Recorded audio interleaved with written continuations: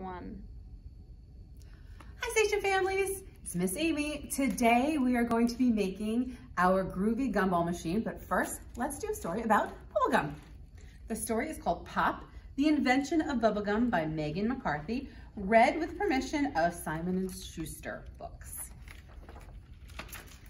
On a small street in Philadelphia in the 1920s, there was a factory owned by the Fleer family. Inside the factory, lots of gum and candy were made. Upstairs was a young accountant named William Dimer.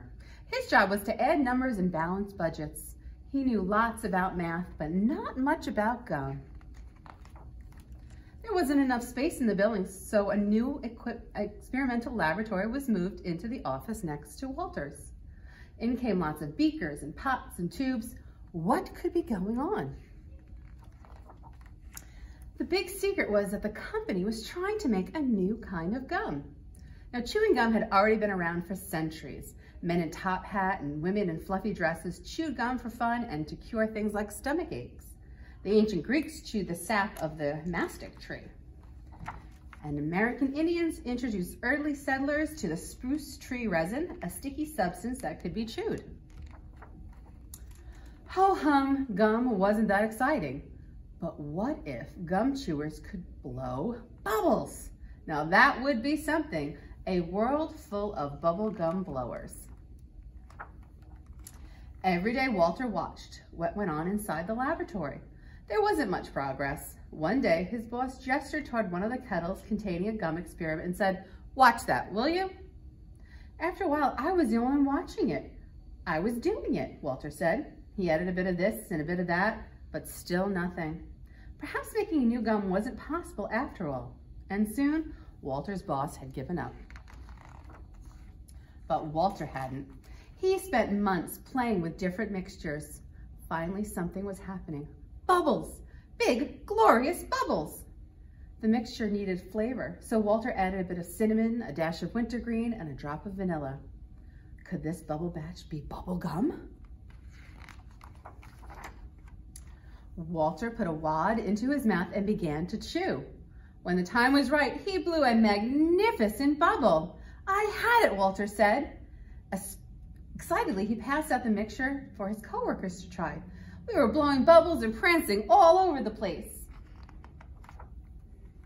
Sadly, the next day, the mixture was hard as a rock.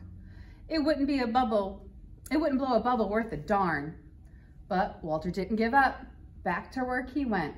After many more months of adding this and that, top secret ingredients he would never share, Walter found what he was looking for.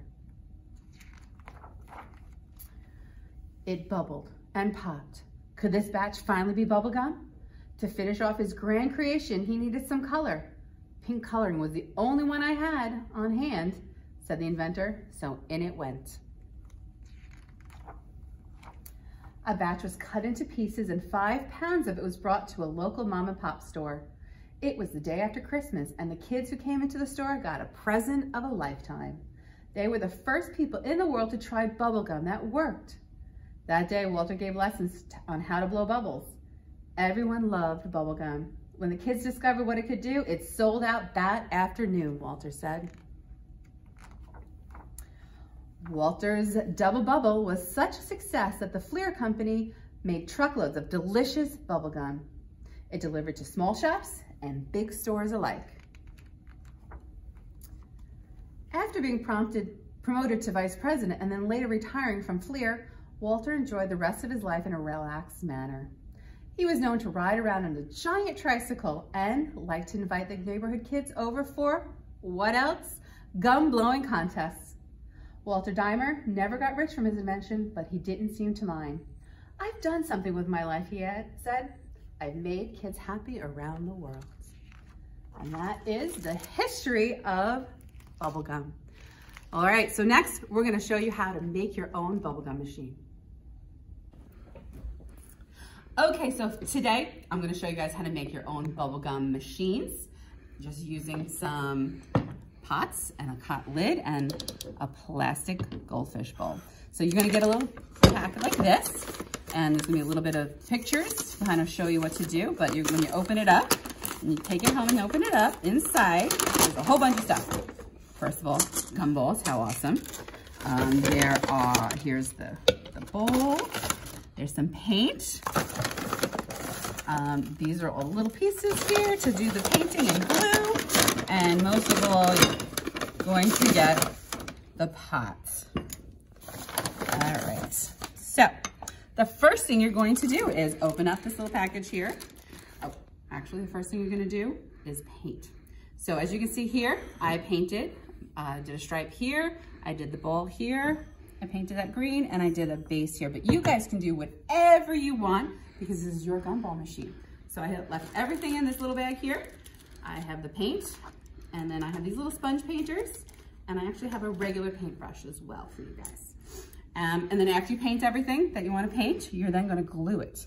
So inside also, I have, this is very, very sticky glue. This is B7000 glue. It is like crazy glue. And what you're gonna do is, you're gonna open it up, you're gonna squeeze it on here, and you're going to glue that, just like so, okay? Let that dry for a while. Don't touch it, don't do anything. And then next, you're gonna use the ball, after you've painted it, you're gonna put glue on it, and you're gonna put it on the top there. Again, leave it and let it dry. And then after everything is dry, you can then decorate. Now, I like Sharpies. Sharpies work great on these. If you want to add maybe polka dots, I would add polka dots all over. You can do, I don't know, zigzags. This is my Groovy Gumball machine, so I'm making it as crazy as I want. You can do swirls. You can do whatever you want because it's your gumball machine. And of course now, after everything is dry, this is the fun part. You're gonna take the lid off and you're gonna put gumballs in there. And there's your Groovy Gumball machine. Now parents, remember these are gumballs, so please be very, very careful with your little ones. Make sure that they don't get a hold of them because they are a choking hazard. So parents, please be very careful with those. All right, I hope you enjoy making your Groovy Gumball machine. We'll see you soon, bye.